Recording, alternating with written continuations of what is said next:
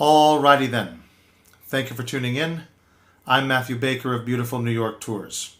A very dear old friend of mine asked me to do a piece about the home of the Roosevelts. Now, I suspect that what she was thinking of was specifically the Theodore Roosevelt birthplace, because many of the Roosevelt family lived in New York, but in various homes, not only in the city, but in the state of New York. Theodore's family were known as the Oyster Bay Roosevelts. Franklin's family were known as the Hyde Park Roosevelts. There was a little bit of a social rivalry there, and of course a political one too. They were on opposite sides of the aisle politically, though they admired each other very much.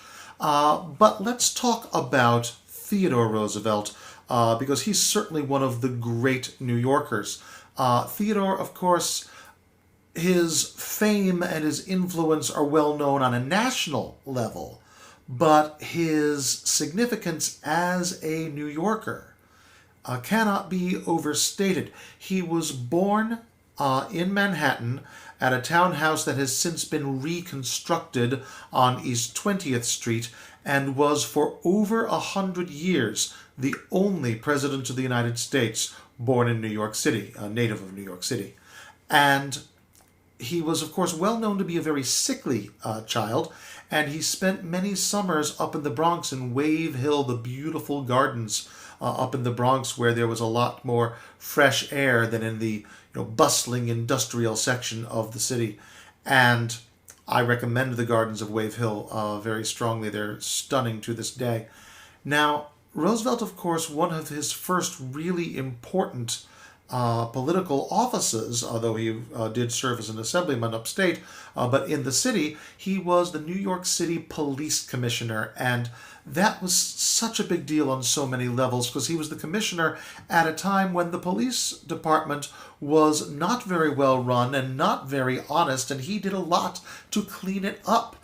He really brought the police department in many ways into the modern world, or at least contributed to that process. He was the voice behind the creation of the police headquarters building that is now in what is today Little Italy, and it's not the police headquarters anymore. It's now luxury condominium apartments. But of course, as is so often the case when it comes to visionaries, he never actually got to occupy that building. It wasn't completed until after he had left the police department and became the Secretary of the Navy. But while he was police commissioner, Theodore Roosevelt did some very important things for the city. One thing, he threw a lot of support behind Detective Joe Petrosino. Joe Petrosino was the first Italian-American member of the NYPD, and this was at a time when there was a huge amount of really, really nasty prejudice against Italian-Americans, and Italians, first-generation Americans who had come from the old country knew all about what it was to be oppressed by representatives of governments and of military forces. So for an Italian to put on a uniform was seen as an act of betrayal.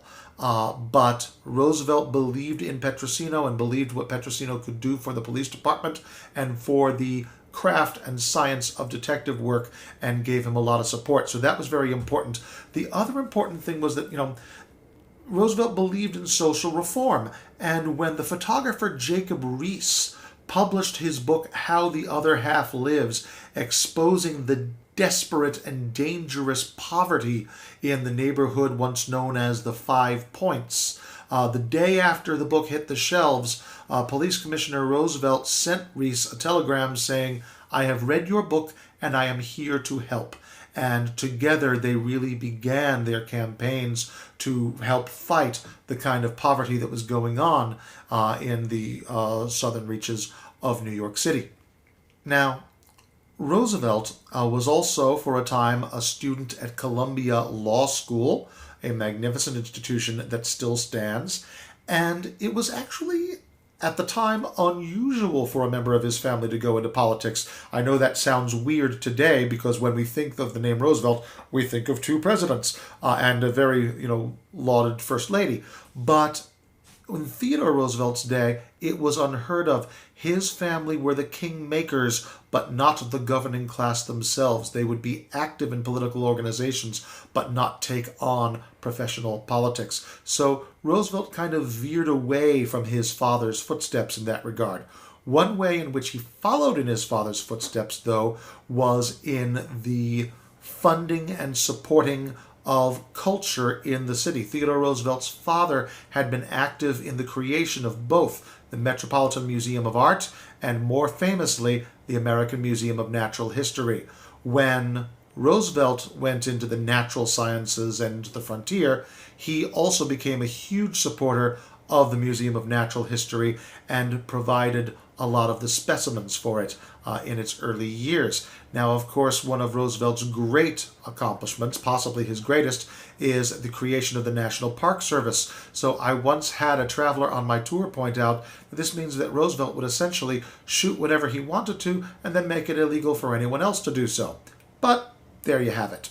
At any rate, it is a wonderful bit of poetry that the house in which Roosevelt was born is now a historic site run by the National Park Service, the government organization that he founded. Once it is safe to travel to New York, we could do a whole day of touring sites connected to Theodore Roosevelt, and what a fabulous tour that would be. Please check me out at Beautiful New York Tours. You can search Beautiful New York Tours on Facebook or email me at baker.tours@yahoo.com. Again, that is baker.tours@yahoo. Thank you very much.